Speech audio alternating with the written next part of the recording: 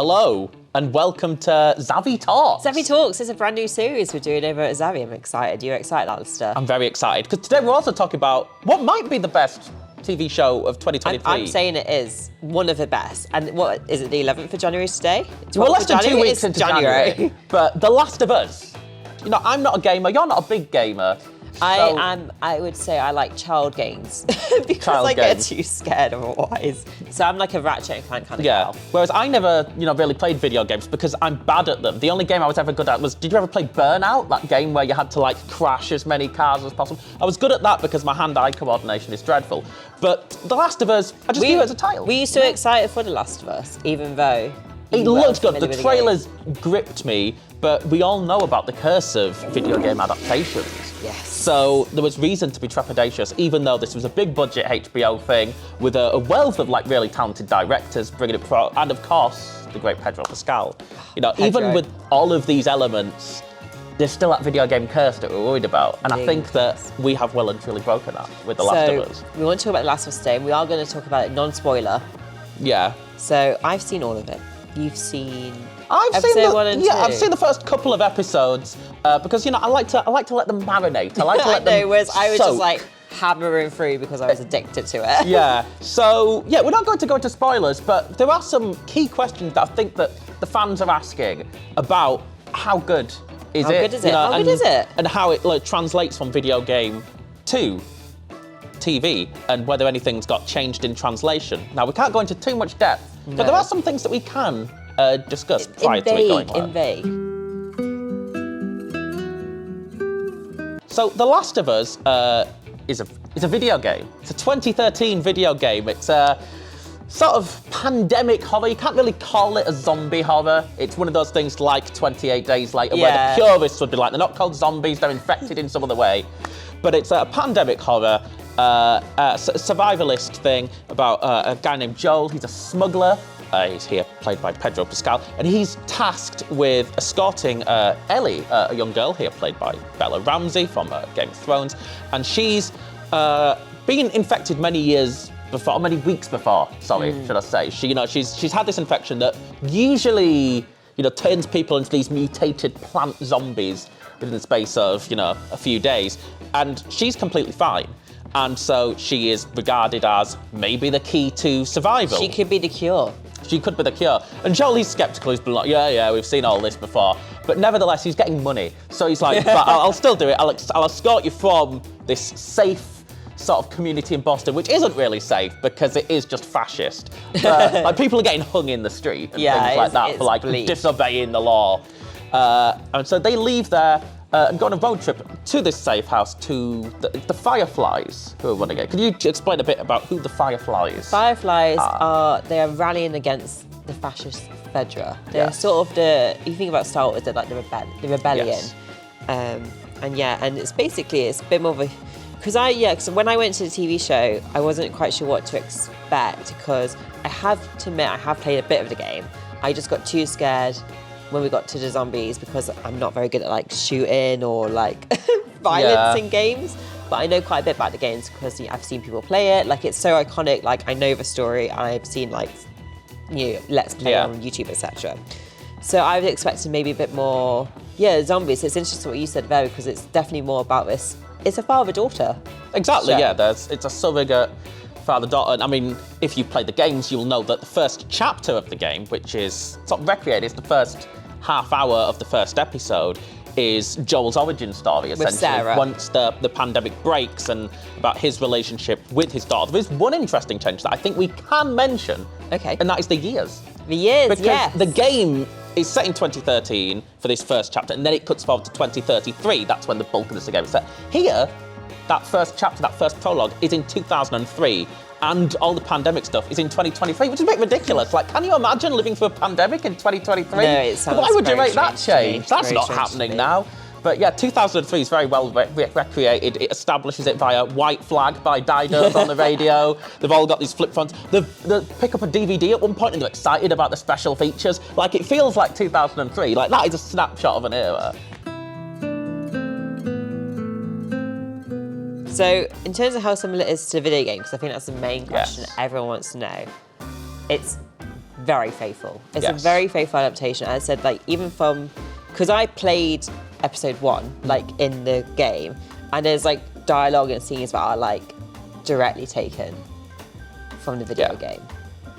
And there's certain mechanics like Ellie, like later on in the series, Ellie needs to like climb a ladder because Joel can't do it, and or Ellie's like small enough to fit through a hole in the wall and Joel can't. Like that is like mechanics from the game are translated quite well to the screen. So people who play the video games will be happy. Yeah, one of the things that usually distracts me a lot is watching video game adaptations and being like, that's a level.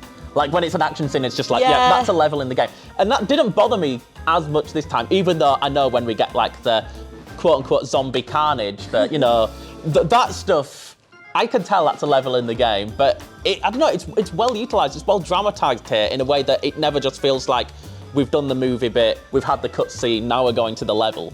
It just works as pure narrative drama. Yeah, and I think it's because the video game is quite acclaimed for being quite cinematic anyway. Yes. It's very much story-driven, so it's a good game that translates to film / TV, unlike something like Rampage, which is like... I never saw Rampage. That's Dwayne Johnson and a gorilla, right? Yeah, but that's like not a story game. So translating that to film, they had to like make up something completely new. Well, and there's a Pac-Man film in development at the moment That as well. sounds exciting. Yeah, but how do you do Pac-Man? What narrative is there? I don't know. How would you do Pac-Man? I don't know, it needs the prestige Last of Us treatment, I think. Gritty Pac-Man reboot. Needs HBO. And also this is from the filmmakers behind Chernobyl, which did you see Chernobyl? I did see Chernobyl, yeah, and this is just as bleak. Just as bleak, just as grey, just as depressing. Yeah. Yeah. But it also adapts stories from the comic book series. Yes, so there's some like little Easter eggs and bits of lore, and if you look at the Zavvi blog in the coming weeks, we'll be diving into those in more spoiler detail once each episode has aired. Yeah. But yeah, there are lots of little sort of blink and you miss it details that have been taken from like the surrounding comic books and prequels, information that's been filled in later in the source material that, it's pretty much foregrounded here. Yeah, because there's a 4-issue comic book series called Last of Us American Dreams. Yes. And there are little bits, because I've seen later episodes that are like stuff that's directly taken, like full massive chunks from the comic book that's brought to the screen, which is quite exciting. But also, one thing I really liked about The Last of Us is how it expanded the world. Yes. Because it does make some changes, but also we get to see other character stories. So, for instance, Bill and Frank, who are from the video games, have a whole episode dedicated to their story. That's the next one that everybody's saying is the best episode. It is the best episode. I have yet to see it. Episode 3 is Bill and Frank's story, and it's a massive extension and expansion on what we hear and what we see in the game. Because Frank is the one played by Murray Bartlett of Murray Bartlett from White Lotus. So in the games, he's a character that's only spoken, he's only seen as a corpse, he's only spoken about, he doesn't have a character. And here, it's a full fleshed out thing about their relationship. It's really nice, I suppose, seeing like other people in this world, because like I love Joel and Ellie, obviously, but it's nice seeing how other people reacted to the apocalypse. But I don't know, it's just like I absolutely fell in love with Bill and Frank, and I think the way that they explored their relationship and how it developed is beautiful, and the way it expands the world in general is like really well done, because it doesn't like infringe on the game in any way. It just helps flesh it out more. The thing that reminded me actually quite a bit of is the novel of World War Z. I don't know if you've ever read the novel of World War Z. It's nothing like the Brad Pitt movie, which is just an action adventure. Like, World War Z is like a sort of mock journalistic account of how this zombie outbreak occurred all across the world, and just like with interview reports and things like that. And I think that the way that they sort of flesh out the world in a series, from the episodes that I've seen so far, in terms of we see like old news reports in the first episode that discuss how, the pandemic, was initially, brought into being essentially, and the second episode, we go to outbreak day elsewhere in the world for these sort of extended cold opens before the actual show begins and we get back to Joel and Ellie. And I think that that's an intriguing way of further exploring this world and making sure that it isn't just an American road trip. This was a pandemic that affected the entire globe, and it's really good at fleshing that out. Yeah, episode 3 is definitely the highlight for me. I found it really effective. Yeah, okay, I'll watch episode 3. Alistair, I'll get around to it. The Apprentice is on tonight, so maybe not tonight. And Murray Bartlett's great, and Nick Offerman plays Bill, and I'm a massive Nick Offerman fan because Parks and Rec. Ron Swanson. And basically he is Ron Swanson in this, just a bit less sarcastic, because he's a survivalist, loves steak, loves wine. Perfect Nick Offerman character. It is Nick Offerman, but he gives such a tender performance as Bill. It's really something special. But all performances are very special. We have to talk about Pedro and Pascal. Yes. We have to talk about Pedro Pascal because he is just... I will let you take the lead on this one because you are the Zavvi's foremost Pedro. I'm trying Pedro to see if Stan. I was trying to feel could I fit Stan into Pedro Pascal in a way to make it a pun, and I couldn't. So yeah, you're just a Pedro Stan. I do spend a lot of time Googling images. Yeah. Of Pedro Pascal.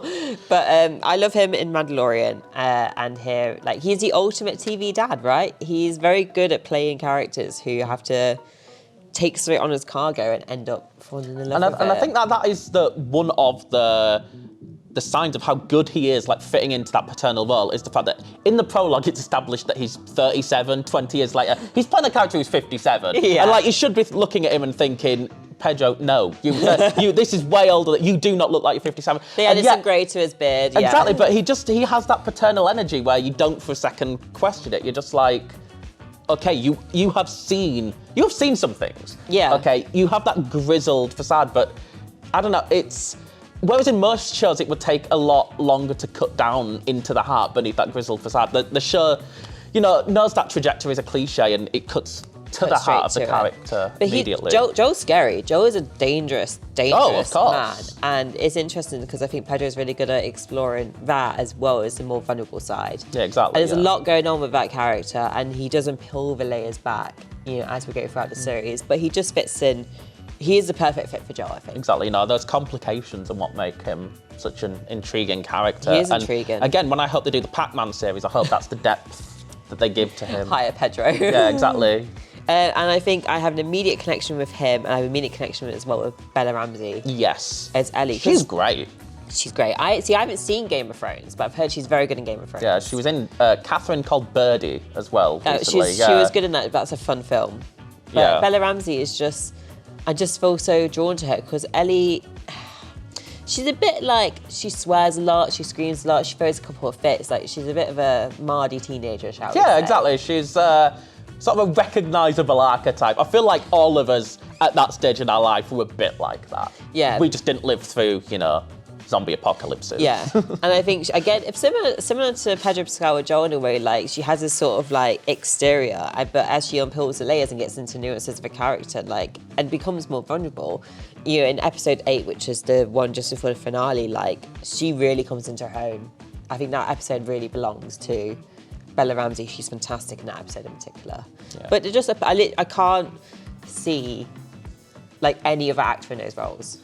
No, it is a perfectly cast show, and I know that as the show progresses, we've also got loads of other sort of as we said, Murray Bartlett and Nick Offerman. We also have Melanie Linsky from Yellow Jackets comes into it, and again, I haven't got to this episode yet, but you've just said Sinister. Sinister as well. Yeah, great. That's what I want her to do. She plays Kathleen. For those who know the games, will know exactly who Kathleen is. Okay. And it's just the sinister energy that she has in Yellow Jackets really comes into even more full force in The Last of Us, and she is not someone you want to mess around. You do not want to mess with Melanie. Okay, I look forward to and also slightly dread meeting her. I would slightly dread meeting. As soon as she comes onto the screen, I said it's this character Kathleen, but I don't know, Melanie Linsky, she has this sort of I think because she looks so friendly and she seems the nicest woman. And that's exactly why that character in Yellow Jackets is so compelling, because it's disarming. You just think, oh, this is just a mum. And then it doesn't even take that long before you realise, no, maybe not. This woman has been to some place. She's definitely more immediate a threat in this, because I didn't know who Kathleen was, and as soon as she came on screen, I was like, this woman means trouble. We also have Gabriel Luna as Tommy. Yes, who we see from the first episode. In the first episode, he's great, and he has such a natural dynamic with Pedro Pascal because they are brothers. Tommy and Joel are brothers. What I found interesting as well was that 3 of the main cast members from the video games are also in the TV show. Yes, but they're not all playing the same role. One is, but the other 2 are Yeah, so I mean, I don't think we can spoil what roles they are playing. No, I checked Right, okay. before we recorded, and they've done interviews about their characters, so we Right, can talk about their okay, we characters. can break up, but it's not until the second half of the season that we see either of them.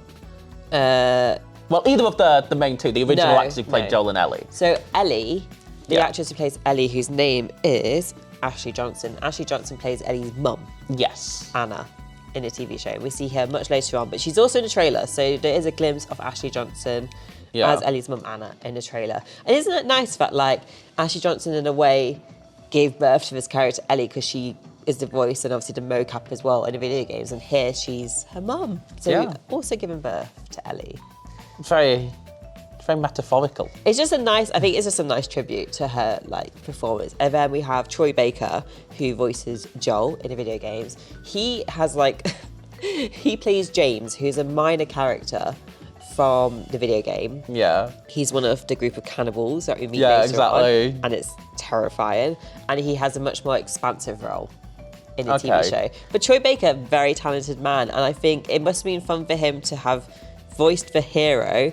I know Joel's like a dangerous man who kills a lot of people, but, you know, he is, I suppose, our hero, and then turns into the villain. Yeah. It's just an interesting. I've heard that Troy Baker wanted this new role because it gave him a lot to chew on. That's a good joke. That's a very, very good pun. He's a cannibal. And then we have Mil Dandridge, who plays Marlene in the video game and in the TV show. Because you meet her in episode 1? Yeah, the first one. Yeah, so yeah, we get the grand running with her, but it's later on in the series that we meet the original Joel and Ellie in their new format. In their new formats, yeah. But I think it's really nice including the actors from the game. Exactly, and you can tell that, like, Neil Druckmann, who made the game, is so heavily involved with this, both as co-creator of the series alongside the creator of Chernobyl, and also, like, he directs the first couple of episodes as well, I believe. Yes, it's got some really interesting directors Yes. on it. Ali Abbasi, who you interviewed, I actually, interviewed for recently. his new film, Holy Spider, which is a serial killer true crime movie, but he directs the last couple of episodes. The this two-part first finale. season. I say Yes. two-part finale because they're very much quite tied together, Yeah. the last 2 episodes, and he does a great job. Exactly. So they've got all of these, like, acclaimed European filmmakers to do the thing, which I think is, again, a sign into, like, sort of like the vision of the show. It's like prestige TV. It's prestige TV. You know, it's cinematic TV. It looks beautiful. Exactly. No, it's gorgeous. It's gorgeous. Even though the episodes that you've seen have unfinished special effects. They do have unfinished. You can't like show me what you've seen, but when I get to these episodes with the unfinished special effects, I'm looking forward to seeing all the green screen and mocap. One thing I do like about the way the visuals are presented is that it moves through seasons. So that's the thing that's in the games, is that you go through to winter, that's where it ends, and it's just, and the way they portray each season is just very, like, it brings a different tone to each episode, I think. Yeah. But the tone overall is bleak. Yeah, exactly. honest. Like, you binged it all in one sitting. Like, I had to take breathers because it yeah, was no, I'm glad that I'm overwhelming. letting each episode breathe, and then I'm going back to watching ITVX's new reality show, Loaded in Paradise.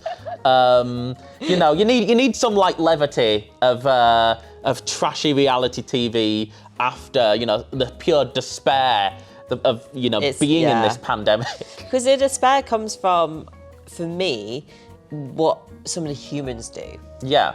Like, there's not really that many zombies.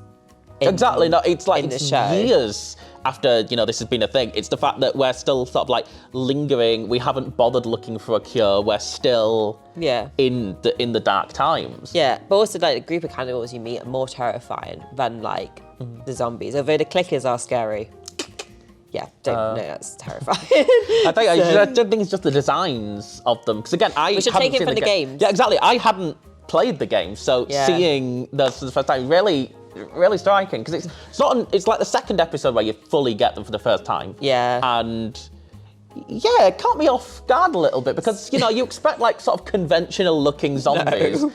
No. There's all the flora and the fauna and yeah, it's a bit disgusting, isn't it? It's a bit vile. Yeah, it's pretty minging, to be honest. Yeah. But the clickers is when I was a coward and stopped playing the games because I got too scared, which is totally on me because, Yeah. I'm quite simply a coward. So what we've gathered is that The Last of Us adaptation is better for cowards than the video Better for game. cowards because Put that on the I think poster.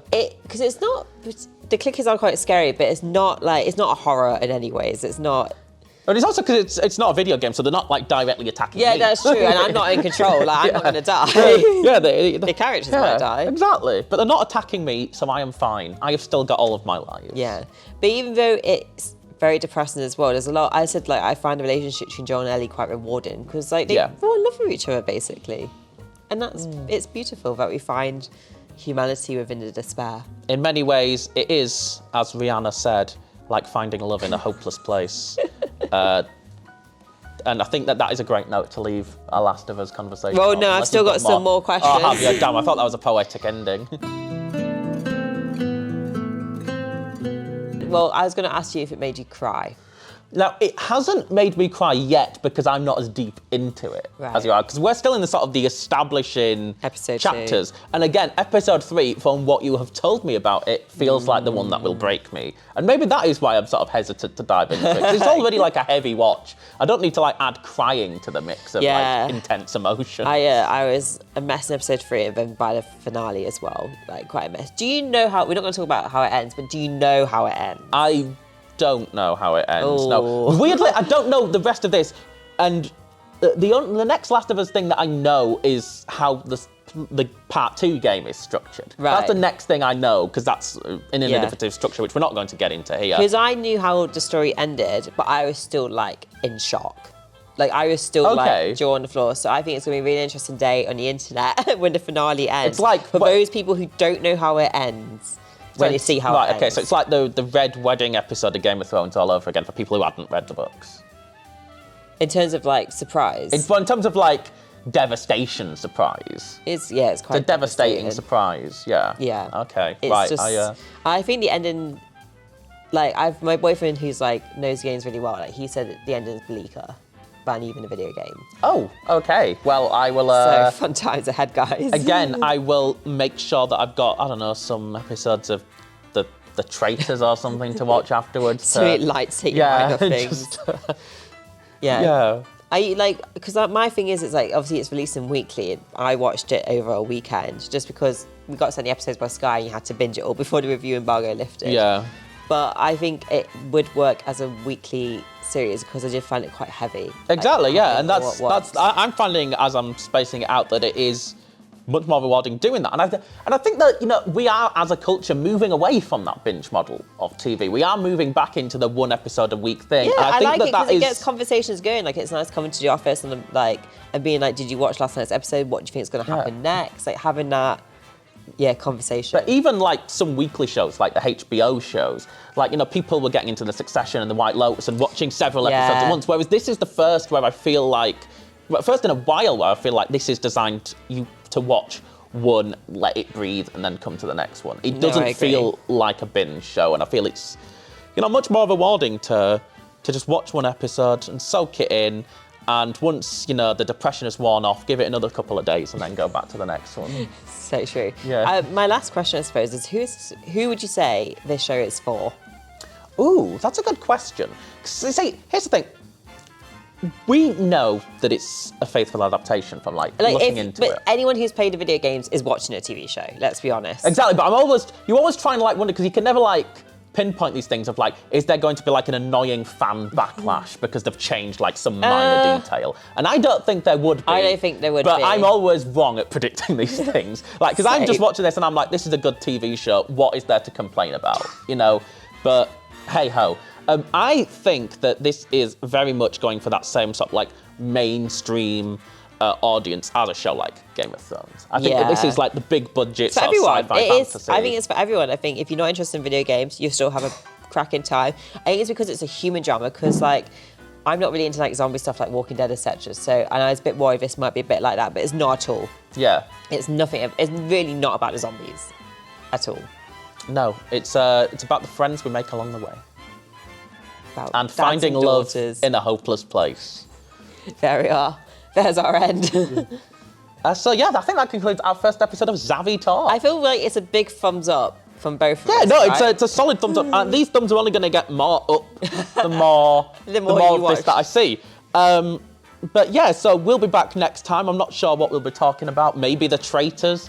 Probably You're probably just not the gunning traitors. for that traitors I don't know. We were episode. mentioning it before shooting, and I'm just like, God, I really want to watch the American and Australian versions of the traitors. Rate the traitors. Exactly. Yeah, I want episodes. to rank the traitors adaptations by country. Apparently, the Australian one is the best one, so I need to seek it out. Yeah, but for now we have The Last of Us. We have The Last of Us, and you know, I hope it's not the last we see of us, because I want a second series. Because it's been. I feel like we're definitely getting an adaptation of Last of Us Part 2. Yeah, okay. Like, this show's gonna bang. It's good, like, January 12th, but it will be one of the best shows of the year. I'm saying it now. Exactly. I will hedge my bets a little because I'm excited for season 4 of Succession, which I want to be the that's best true. show of the year. I don't want that to disappoint me. But for now, it's a bloody strong start to the year, isn't it? It's great. This is fantastic, and I'm excited to dive into the rest of it.